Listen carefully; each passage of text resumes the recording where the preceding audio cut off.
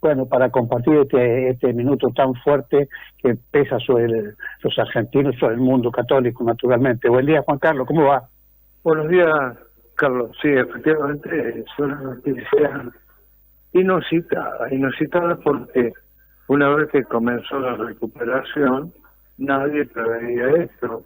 Iba a terminar, inclusive él participó de los actos de la iglesia, que ya es como rito de otra vez, nada más y nada menos que el principal día de la historia de la iglesia y de parte de la humanidad, como era la resurrección de Dios.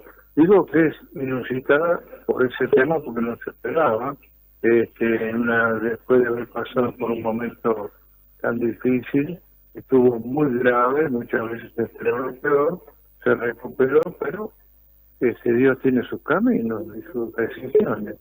De todas maneras, nosotros en este momento, como la noticia está en construcción, seguramente está preparando todo para que durante el día nosotros, como interpretativos que somos, damos la noticia y después tenemos que interpretar todo lo que sucede. Pero es muy reciente, inclusive para sacar algunas conclusiones. No obstante, la conclusión que saco del papado de Bergoglio es que no vino a la Argentina.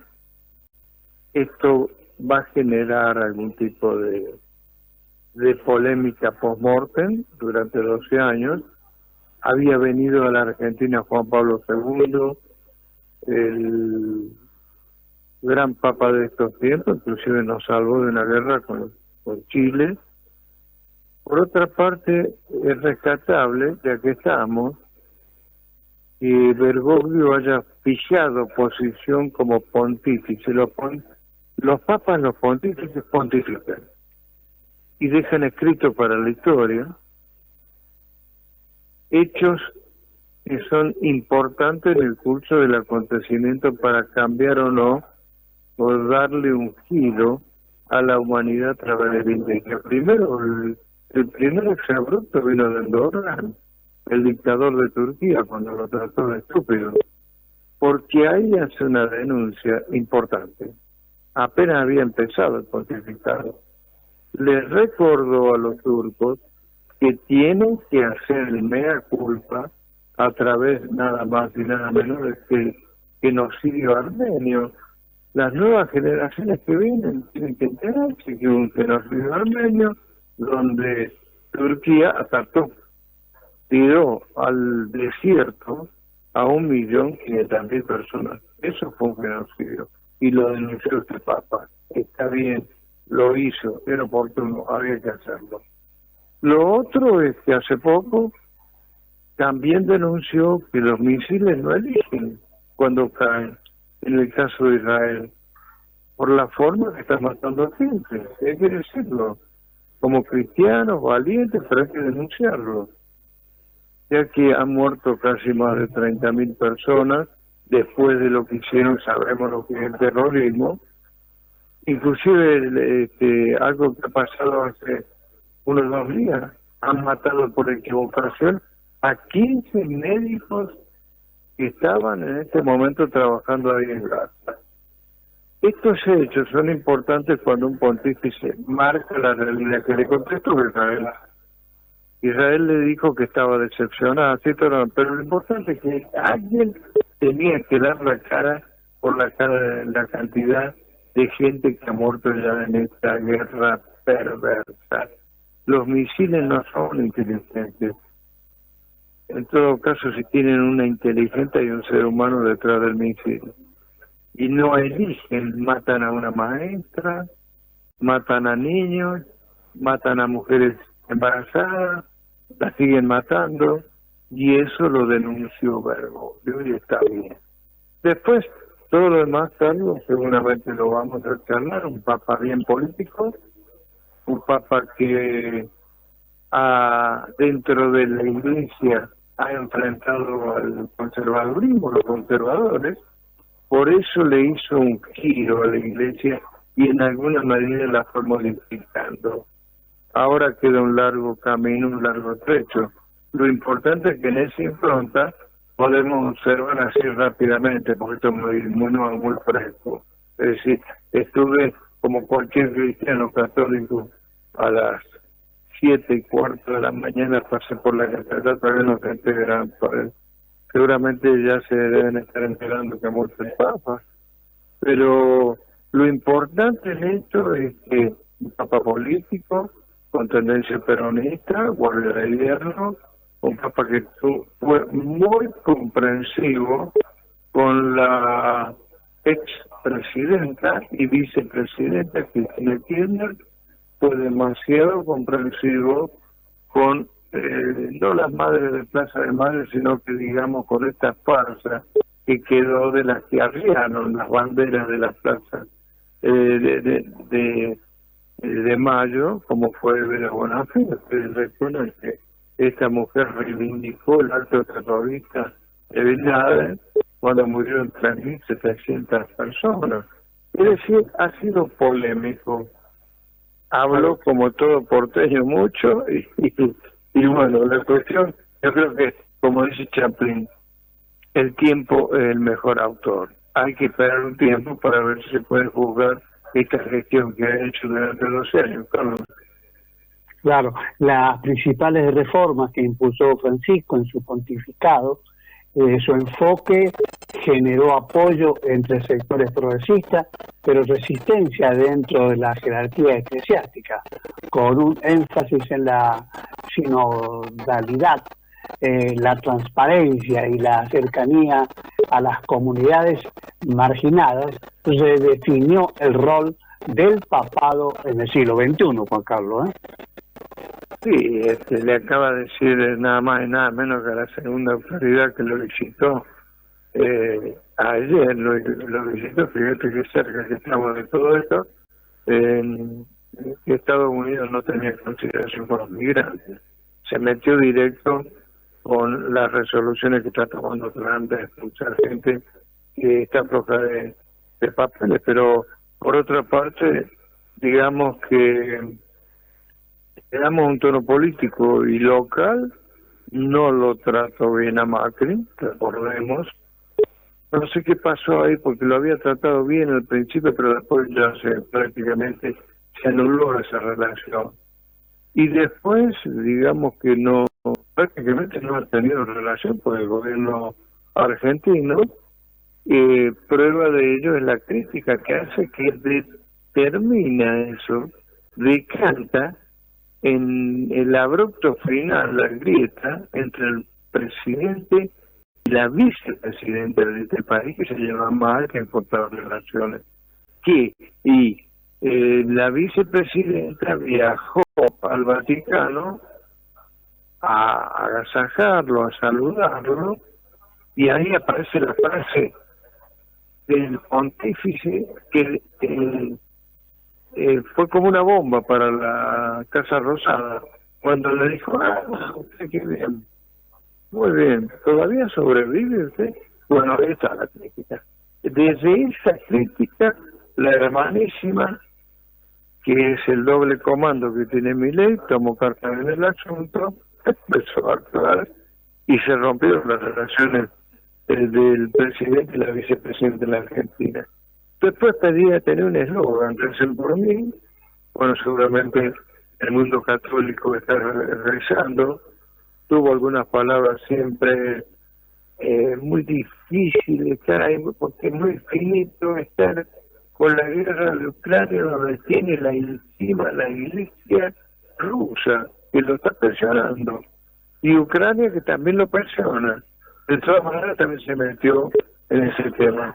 Y bueno, todos sabemos que yo creo que el pueblo argentino no hubiera querido que en 12 años tenía tiempo de venir y visitar. Aquí no hay crítica, no hay nada. Nosotros, si hacemos ex cátedra, estamos criticando algunas decisiones del administrador del Vaticano. Y después, Dios tiene su, no voy a decir su ironía, que justamente para la resurrección es un mensaje, es un signo. Se lo llevó al Papa. Ahora la noticia va a ser esperar a ver qué si lo que estaba cuidando, según los analistas, era, fíjate vos, no morirse, porque siempre habló, o sea, se quería ir, pero como jesuita cumplió con ese reto que tienen los jesuitas, es decir, me quedo hasta el final, porque hasta el final tenía que tocar, ver, esto lo decide Dios, pero debe haber dejado la persona indicada para seguir la línea que tenía este Papa, ¿no? Donde no admitió, hubiéramos querido que hubiera admitido a la mujer dentro de la iglesia, ¿eh? No lo admitió y ya se estaba hablando de que podrían admitir a los homosexuales, cosa que sería un cambio rotundo, contundente. Lo demás se va a seguir discutiendo con el tiempo, el tema del celibato, a ver qué van a hacer en esta confrontación del celibato con la pedofilia, las cosas que hemos venido viendo en los últimos tiempos, que no podemos negar, Carlos. Claro que sí. Una nueva curia para una iglesia más descentralizada. Uno de los cambios más significativos del pontificado de Francisco fue la reforma de la curia romana, plasmada en la Constitución Apostólica Predicate Evangelium, promulgada en el 2022. Esta reorganización buscó hacer de la iglesia una institución más misionera y menos burocrática, todo un avance exponencial, ¿no? Sí, no, y cuando empezó marcando línea, bajando línea. Recordemos que el principal pedófilo que tuvo la iglesia norteamericana fue una barbaridad lo que hizo. El Papa se encontró con que estaba ahí tomando decisiones importantes y lo primero que dijo: no lo quiero ver más acá. Lo echó directamente del Vaticano al principal pedófilo que tuvo la iglesia norteamericana. Creo que se va a venir como el péndulo, y siempre vuelve, pendular. Creo que se van a venir grandes reformas, al menos él cimentó esto, y ojalá que se cumplan para el bien del catolicismo de 1.500 millones de católicos que hay en el mundo, un mundo que está entristecido por las guerras que tiene, un mundo que discute si avanzó o no avanzó tecnológicamente la inteligencia artificial. Lo que pasa es que el mundo está pidiendo fundamentalmente la inteligencia primordial, cosa que no aparece porque vemos que avanza la tecnología en un montón de cosas que agravan aún la situación de la preocupación que tenía este Papa con los inmigrantes que hay en el mundo, que muchos mueren directamente en el mar porque no lo dejan entrar.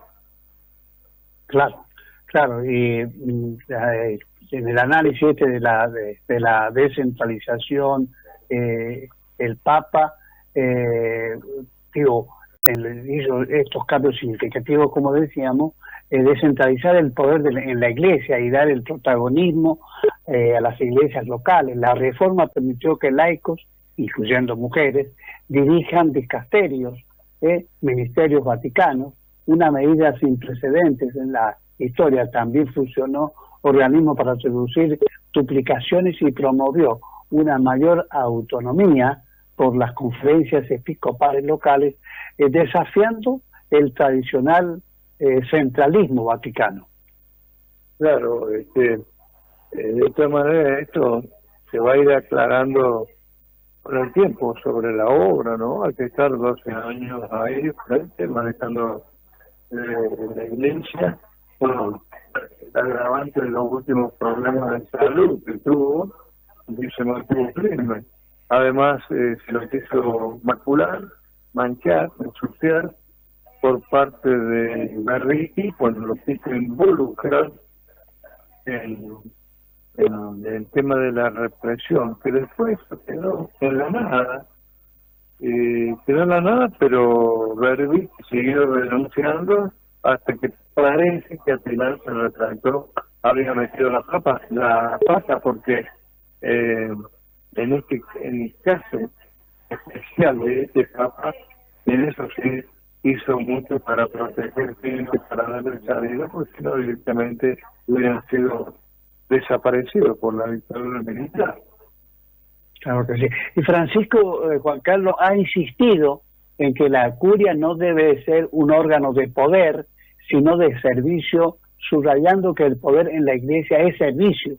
Esta transformación generó resistencia, naturalmente, entre algunos sectores eclesiásticos que vieron en estos cambios una desviación de la tradición. Bueno, justamente eso fue el principal objetivo del Papa, ¿no?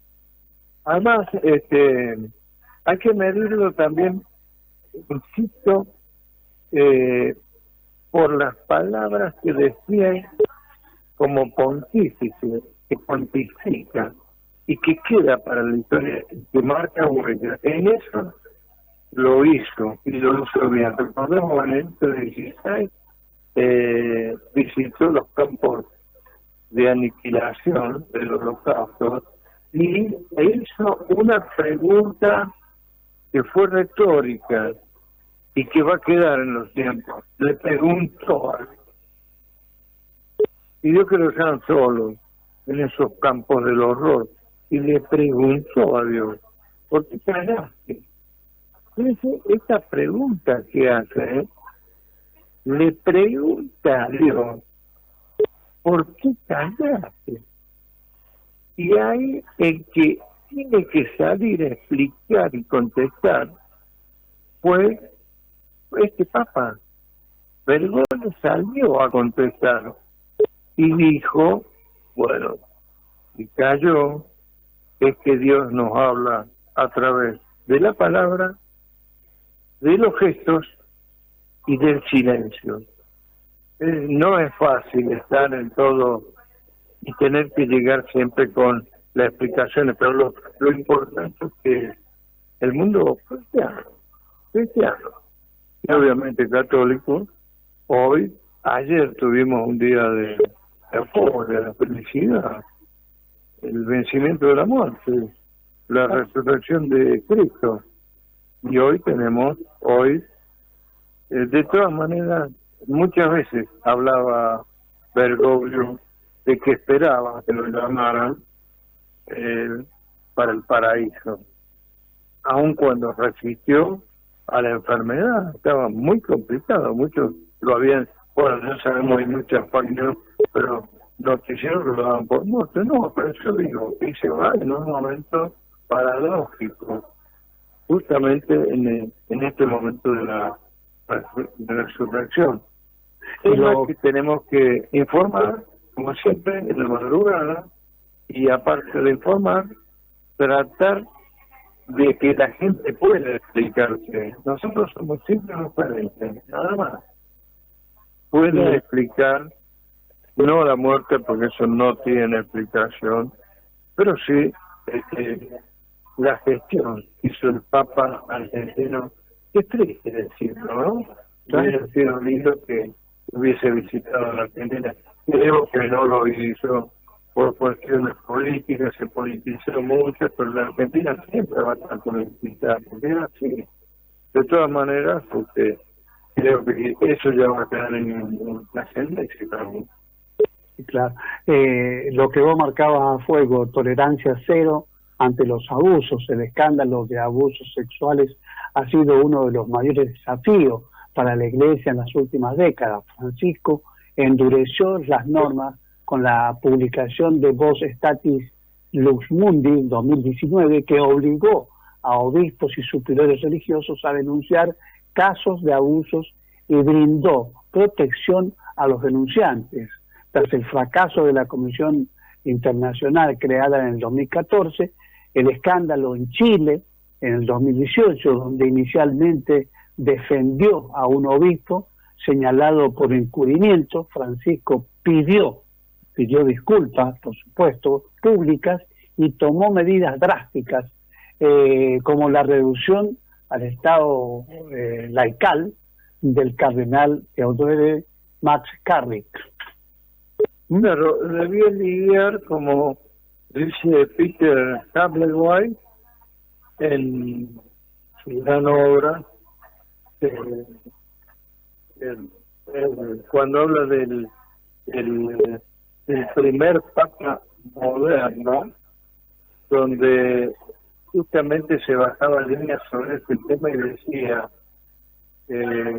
que el demonio ya lo había dicho también hace 1700 años San Agustín, nuestra prostituta iglesia. Lo que quería decir es que a veces nosotros mismos terminamos manchando a la iglesia por estar manejada por seres humanos. Entonces, lo que es que el diablo ya se había metido por las endijas, y eso lo vino a ratificar nada más nada menos que los papas que pasaron por encíclicas, pero fundamentalmente por el Concilio Vaticano Ecuménico II. Bueno, en el caso de Juan Pablo II debió tratar esto de la pedofilía, pero generalmente le cayó el peso tremendo, donde hubo una estampida de pedófilos que se metieron en la iglesia, farsantes,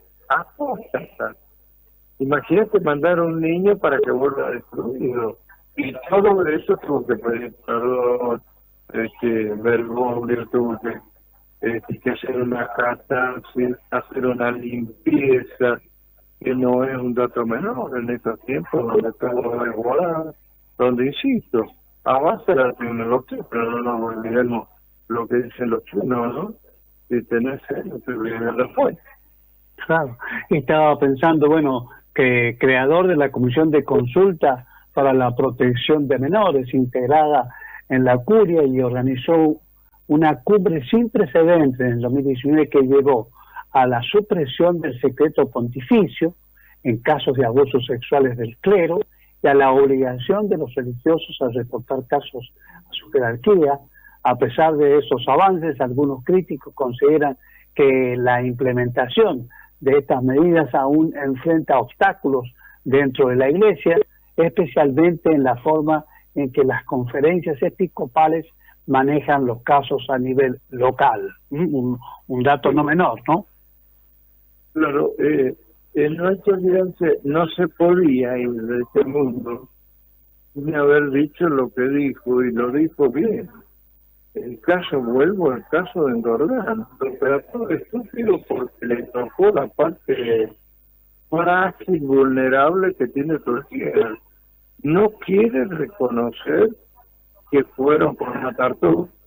Hay un libro de Omar Faruk, el pasaje de la amargura se llama, donde él mismo, premio Nobel de turco, donde él mismo denuncia. Turquía tiene una gran amargura porque no recibe esto que están tratando de lo que tienen debajo de la alfombra. Mataron 1,5 millones de personas porque la tiraron al desierto. Y hasta ahora no quieren reconocer lo bueno de estos papás, que lo hizo recordar, lo insultaron, todo. También tuvo el coraje, donde el mundo calla, de enfrentar a Israel. Que a Netanyahu, donde Vargas Llosa, que hace poquito muertos, lo consideraban a Netanyahu un delincuente. Es más, algunos críticos sostienen que Netanyahu está prolongando esa guerra porque sabe que el pueblo se le va a mover en contra.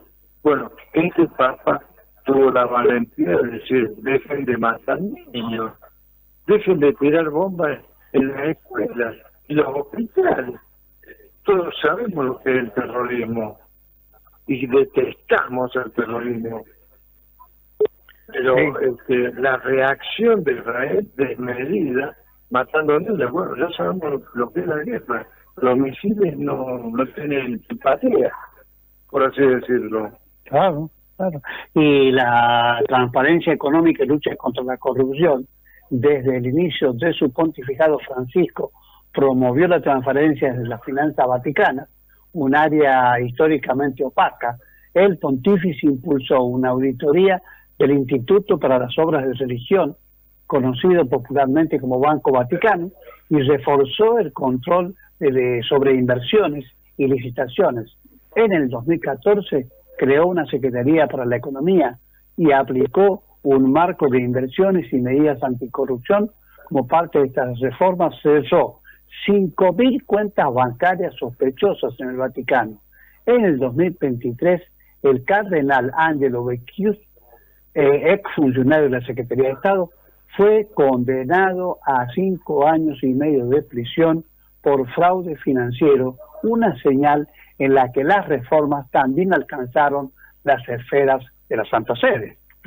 Claro, sí, no, en eso fue impactable, todavía no dejaba pasar absolutamente nada, creo que es muy importante.